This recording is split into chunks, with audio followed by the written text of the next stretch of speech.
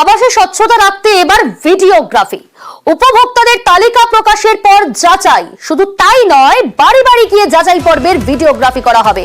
পঞ্চায়েত স্তরে যাচাই পর্বে দল গঠন।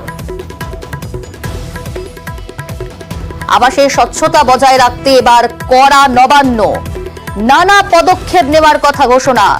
সোমরাজ রয়েছে সহকর্মী সরাসরি। সোমরাজ, আবাসে স্বচ্ছতা বজায় রাখতে কি কি পদক্ষেপ নিল এবার সরকার?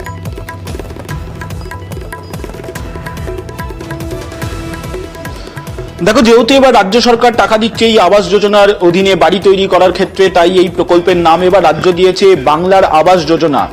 আর এই বাংলার আবাস যোজনা প্রকল্পে উপভোক্তাদের তালিকা তৈরির জন্য একাধিক পদক্ষেপ নেওয়া হয়েছে, যা কার্যত নজিরবিহীন বলেই দাবি করছে প্রশাসনিক মহল। তার কারণ এই প্রথম থানার আইসি ওসিদের যুক্ত করা হলো এই উপভোক্তাদের তালিকা তৈরির ক্ষেত্রে। থানার আইসি ওসিরা কাজ করবেন প্রশাসনের নির্দেশ মেনে, অর্থাৎ তারাও আলাদাভাবে এই তালিকা তৈরি নিয়ে সার্ভে করবেন।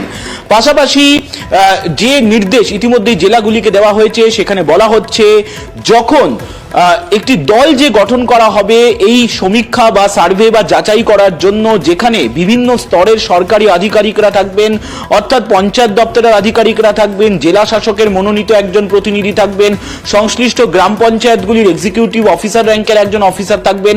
তারা যখন এই যাচাই পর্ব কাজ করবেন, সেই সময় তাদেরকে ভিডিওগ্রাফি করতে হবে, অর্থাৎ যে বাড়িগুলিতে যারা যাচ্ছেন সেখানে ভিডিওগ্রাফি করতে হবে।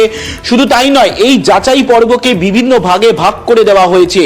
একদিকে যেমন তালিকা তৈরির আগে যাচাই হবে, তেমনি আবার তালিকা তৈরির পরেও আবার যাচাই হবে। তালিকা তৈরির পরে তিনটি স্তরে যাচাই হবে।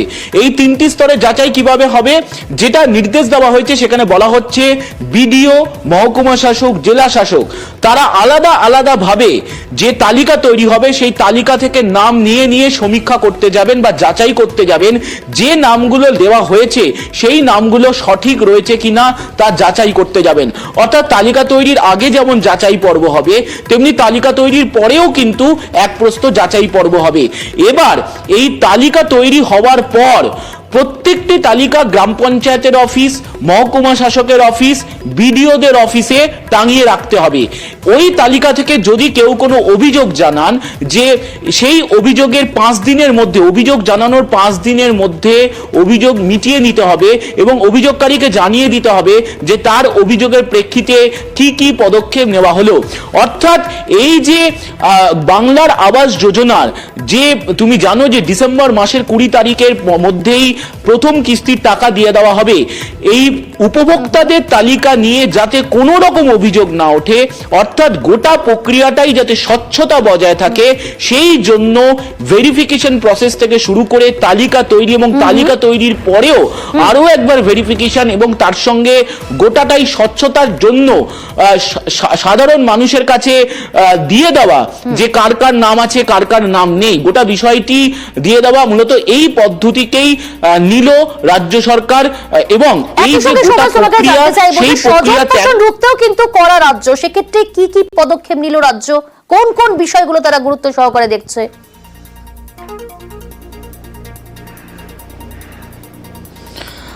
দেখো, যেটা অন্যতম গুরুত্বপূর্ণ জায়গা এই এসওপির ক্ষেত্রে, সেটা দেখা যাচ্ছে যারা মূলত এই সমীক্ষার কাজ করবেন, তারা যদি কাজে ভুল করেন বা গাফিলতি করেন, তাহলেও কিন্তু তাদের জন্য শাস্তিমূলক পদক্ষেপ নেওয়ার কথা বলা হয়েছে, যেটাও কার্যত নজিরবিহীন।